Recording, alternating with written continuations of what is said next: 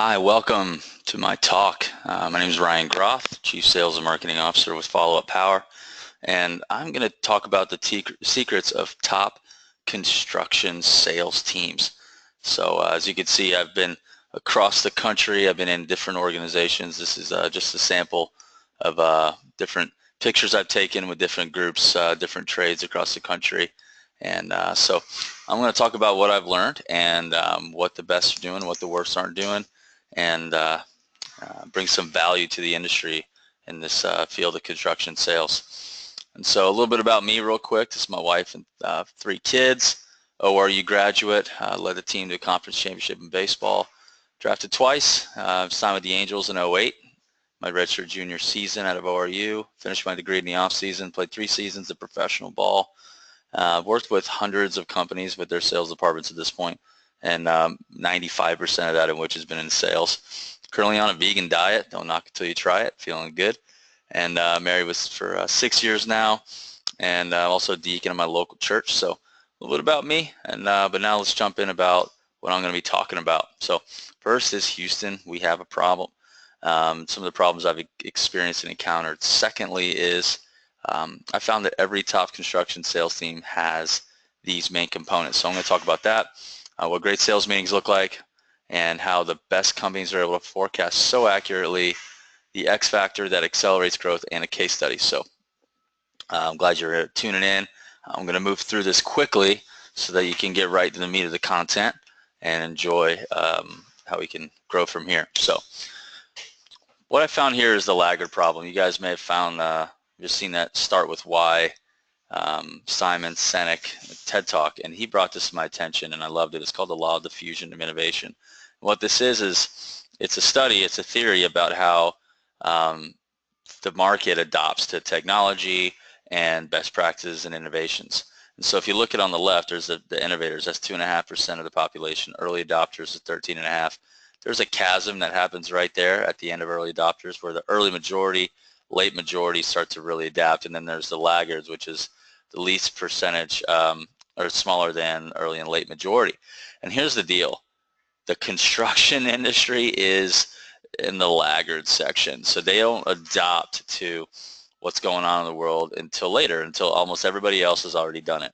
And so there are some innovators in the space, but what I found in my travels is that even some of the most successful companies that are doing big volume are quite behind, especially with other industries. So what I found is that laggards is the space I'm working in, and here's some of the studies. Actually, through my travels, I've been in companies small and large, and looking to find out the holes in their sales ecosystem, since really putting follow-up power to the ground and figuring out our product market fit. And here's what I found. Only 35% of construction companies had a designated sales leader. Okay, so this is home services, new construction, commercial services, different trades. Most of the time, it's the owner wearing like multiple hats.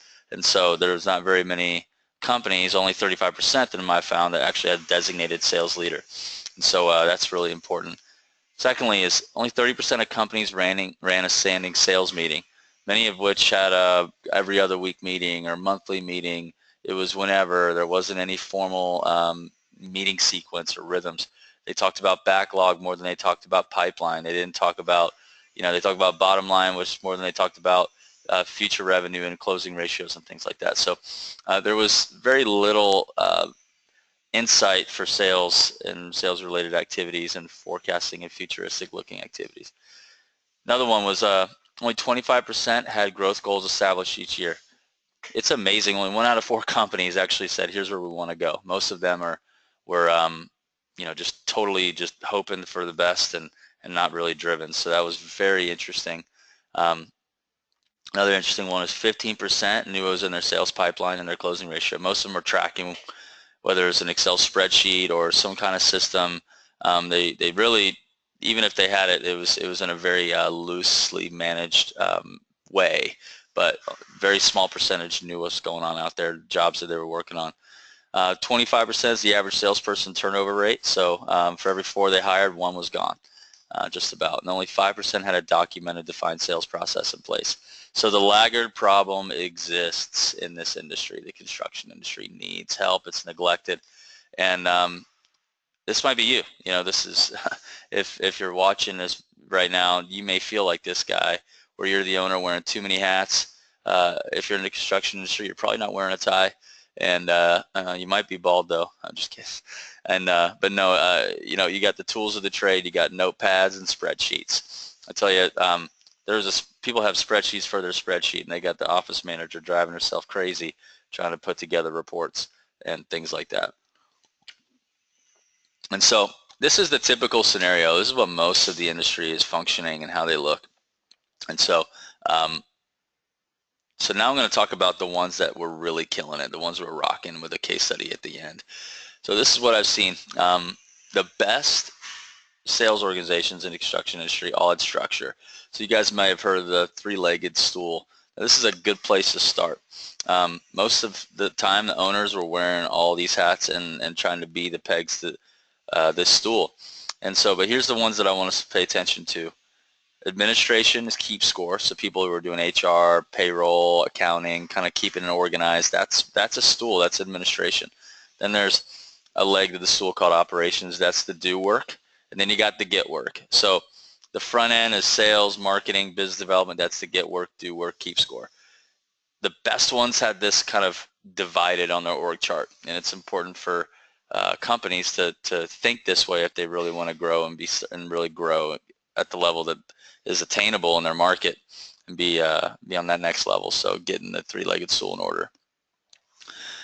With that being said, the best all had a designated sales leader. So having somebody in the organization that can, director, VP of sales, whatever you want to call it, they can really just dial in and focus on getting work if they can keep up. And hopefully they, you know, usually the good ones make that a problem. Yeah.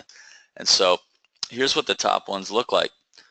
You know, I got Brady here because he is just, you know, he is a definition of putting points on the board and winning championships. And this is how that attitude is.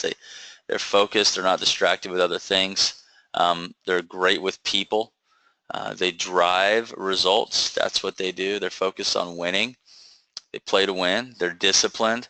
They're committed. And they know the numbers come as a result of fundamental disciplines.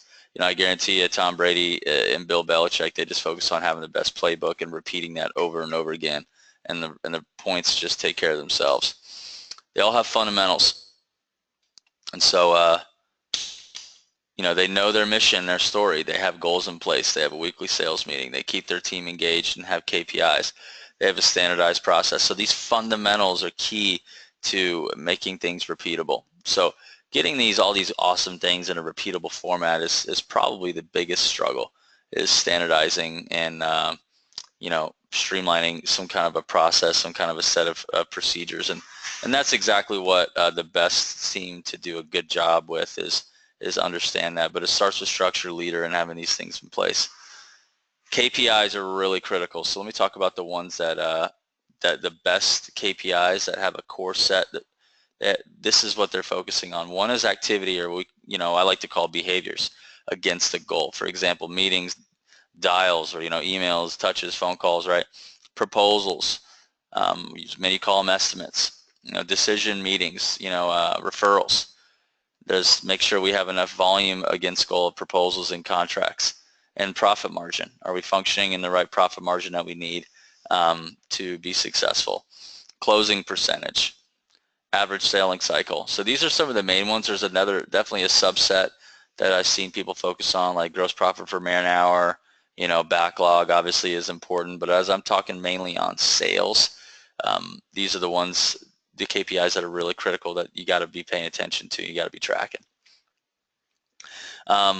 Next is they all have a rhythm. There's a book called Scaling Up. It's version 2 of the Rockefeller Habits by a guy named Vern Harnish, and he talks about how, you know, the organizations that really do a great job scaling have a rhythm set of meetings, whether it's like they have a daily meeting, weekly meeting, monthly meeting, quarterly meeting, and annual getaway. So they all have an agenda, they all have a topic, and the best sales organizations, I'm sure sales managers are dealing with their salespeople one-on-one throughout the week. Of course, hey, how'd that call go? Of course. how'd that presentation to the board go, or whatever that looked like? How'd your demo go with that client or that homeowner? Whatever the situation is, okay, there has to be a time where you meet, and it's not just about looking at the results. There's more to it. So I'm going to talk about what they go into here now. The best do this. They're all about leads. That's the starting point. They ask the question, how many leads came in? Where'd the lead come from? Are you tracking that? To whom was it assigned? Was it a qualified lead? Do you have some kind of qualification criteria? If not, you're just going to bid anything that comes through the door. What are the next steps that were established? Okay, so that's important. Typically the best have some kind of report, a way of something printable or visible on a screen that they could see. The best have a conference room with a screen that everybody can look at once and kind of looking. It's like looking at game film if you're in the NFL, or taking a look at your swing if you're, it's important to have an idea of looking at where we at fundamentally. And this is an example of a TV screen of actually this is Follow Up Power, the software up on the screen. And what this is this creates a peer-driven team. So when you have folks in the organization looking at different kind of KPIs and activities all on the screen, and it's being reviewed by the leader, what it does is it creates that competition where your real A players step up because they want to win. They're in it to win it. And so there's visibility of activities, and if somebody's really behind, everybody can kind of give them a hard time or whatever, because it's one thing to have the leader tell them what to do. It's another thing when everybody else is holding each other accountable. So that's what I've really seen as a high-level next step. Next is they have transparent goals, and they're transparent with their results. So how are we doing on these three? And I mentioned KPIs earlier. This is what the best do. They track their behaviors against goal. Is this guy pulling his weight, right? Are we bidding enough work? All right. Are we getting enough leads that turns into enough proposals? Because eventually that's going to turn into enough jobs. And are we doing a good job of that? And that's where we need to be paying attention to contract volume. Another subset too would be like margin and number of jobs. I don't know, depending on how people pay their sales folks, but it definitely needs to be a compensation plan that is transparent and in line with your sales strategy. And the more you can think through that, then it can drive the right behavior moving into your organization. I've seen the best as well, and they track their pipeline. Now, I'm going to talk about a couple of different philosophies here and the pros and cons of those, but knowing how many jobs are on the street is so important. I can't tell you how many people, when I ask you, hey, do you know what's in your pipeline? They say, this is, I don't know. They think about the top jobs that are like that are heavy in their mind. They can't quantify it. They can't, get a grip on it. They can't, see if their salespeople are touching it. Their estimators are on it. There's really no visibility. So the best are visibly tracking and measuring their pipeline. And it's really powerful when you really can understand that. So I'm going to talk about the difference between, actually I'm going to talk about decision timeline. Now, you see here, there's 4 statuses: active 1 year out, contract to be signed in 30 days, hot decision time, and warm 6 months out. The most proficient, effective sales organizations are tracking projects based on when a decision's made. Now, but most people do, and like I don't know, like Salesforce.com or something like that, they're going to do a probability-based forecast or probability-based pipeline management. And I'm going to talk about why that's a problem. Well, probability is based on optimism, not historical evidence. So what that means is, you got this guy taking a wild guess, and this is how it looks. Well, you got jobs in the pipeline times the probability percentage of the salesperson is equal to forecasted sales. That could be, for example, hey, I got $1 million in the pipeline, right? I have a 90% chance of closing that. I'm going to forecast $900,000. That's just a total guess. It's total garbage because it has no accountability on when the decision is going to be made. It's all based on optimism of the salesperson. And I haven't met a salesperson that isn't optimistic. The people can lie about the numbers, but numbers don't lie about the people. And you don't know if you really have enough capacity for project management or labor because the numbers are skewed. It's based on a percentage. It's not based on the real number and the real margin. It's job-based, not revenue-based. It's emotional, not factual, and it's subjective. It's a wild ankle guess, we like to call it. So this is when people forecast, this is like the wrong way, but it's better than not doing it at all, right? I mean, it's for those who are doing it, that's a step in the right direction. But let me touch on how the best are doing it and how they're doing forecasts so accurately. I don't know if you're watching this if you're in construction or if you're a CFO or owner, but to be able to say, hey, we're going to forecast this much revenue and not actually hit it and be halfway there is a huge problem. You can't sleep at night thinking you can grow predictably. At the end of the day, we want to predictably grow. Everybody wants to grow and have predictable revenue. So to have the right numbers in construction is key. And so here's what we do. We total up the number of jobs in the pipeline that's in decision time. I showed you earlier, that's the best ones have that in like a hot category. So they're in decision time. You know that they're going to make a decision on this contract. Times your closing percentage equals forecasted sales over an average selling cycle time in days. For example, let's pretend you have $10 million in hot times a 30% closing ratio. Now, we track closing ratio. We believe that closing ratio is really best tracked based on a historical evidence of time. Like, let's pretend you've had 100 decisions in the last year on jobs that you bid. What percentage was really in your favor? What did you actually close over a course of time? And I think a year is ideal.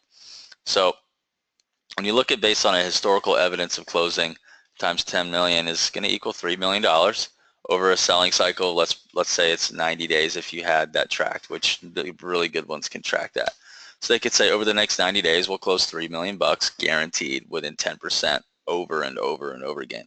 And so if you can forecast, then what can you do? You can grow. If you can hit a number, hit a forecast, then you can back into, hey, we want to grow this year from this percentage, grow this percentage of a delta, or grow this revenue delta year over year. It's powerful. So the best are able to do that. And so now I want to talk about the X factor that accelerates growth. Like, this is the deal that takes everything to the next level. And what that is defined and documented sales process and having a training the sales process in a group setting via role play. So this is an example. I took a picture. I was in Denver role playing a sales process last December or November. And it was amazing to have that sales process making it actionable. I think the question that I like to ask is, do you want to practice on your client, or would you rather them practice in the game? Because if you don't have anything to practice to, then they're just all winging it. You have a loose, individualized team. There's no playbook. Imagine the Patriots not having a playbook and everybody just ran their own routes and Tom Brady's just, wondering what they're doing. You can't predict anything. So here's a visual. So this is a graph here. You have the lowest skill level, the C player, which is where most people are, and then the all-star skill level. So you do some training and then skills fall off rapidly, but then you know what? Some permanent skill remains. Like, hey, I remembered something there. I remembered about 20% of what we talked about. But as sessions are repeated, which this is the X factor, is continual training, more permanent skill remains. And so I'm going to show you a case study real quick. This is right there in the middle is my good friend Zach Wallach, Best Roofing. That's his dad, Greg, and Greg's wife, Liz. And wasn't sure if this was after they had a couple glasses of wine or not. Not sure. I guess you can ask that question yourself. I'm just kidding. These guys are amazing. But 2009 was a year, toward the end of the year, Zach stepped in and took over sales as the designated leader, right? So, his dad's son in the business, he's probably, I think this is probably about half the industry is father-son kind of engagement there. Before then, Greg, who you see on the left, he was wearing all the hats. He was running the sales team. He was, CEO, top sales guy. I mean, he was doing it all, right, which is the majority of where most folks are at. The revenue in 2009 is $8.7 million. To some of you, that's a lot. They're a commercial roofing company, so they have big jobs. But it was good compared to where they are today. It was definitely far in the rearview mirror and humble beginnings compared to now. Their closing ratio was doing an 18% at that time. So, for them to get a job, they had to bid 5 jobs just to get one. but it's changed a little bit since they focused on improving their team. Zach did experience some turnover throughout the process, but through the follow-up Power software to track and manage the process, utilize reports, used the Stairway to Victory sales process provided by us to encourage them to pre-qualify their leads, ask better questions, training, implement the right sales meeting, get a compensation plan that matches their sales strategy that's transparent, and continue to trust the numbers that we talked about earlier. So what we've seen, these guys have been, kind of the spearhead of this methodology that we have in place that many other companies are adopting, and they have seen some incredible results. 2016 was a banner year. They grew, and from 2009 they've grown quite a bit. They did 47 million in sales, and Greg, his father, was able to work on his local market and on the business because you saw that key sales leader, sales structure, sales process, sales tracking, forecasting numbers, the whole deal. They were able to get their closing ratio to 45%. I mean, that is insane. Like basically 1 out of every 2 jobs that they bid, for every dollar they bid, they're getting half that because they're following up. I mean, they have a lot of different things that make this happen over time. So they've grown 540% over 7 years, averaging 30-40% growth year over year, and they've been able to attain those, and of course still make a great profit. In the meantime, anybody can grow to a degree if they just be the cheapest person, but then they won't have enough capital to continue to reinvest in the business because they're not making enough money. This is a company that's just been awesome and a sales machine. So if you got any questions for me, go ahead and just jot those down for a second. You might be curious what this is about, I'm sorry, how they did this. What are some of those best practices that Best has done? What else have I learned? How does it fit into your business model? What I'd like for you to do is jot those questions down and contact me. And you can give me a call right there, my phone number, or you can shoot me an email. So I have this right here. We have a software. It's called Follow-Up Power, where we call ourselves a sales enablement software. Many call us a CRM. What we do is we support the sales process. We define the sales process. We track, manage, and streamline it. We provide structure. We provide the ability to set goals. We provide the ability to manage behaviors and really get visibility and gain insights on where your future business is, so you can grab a hold of your future, start growing in ways that you couldn't before because you didn't have that visibility. Now, what makes this different is, you've seen me, I've been all over the country. We have a lot of domain expertise in the industry. We've really put together a lot of amazing next steps and resources to make it so easy for somebody to get underway with us and to grow and to have success. And we've recently, because of what resources we put together, made our onboarding really simple and our pricing simple, and it's no-brainer now.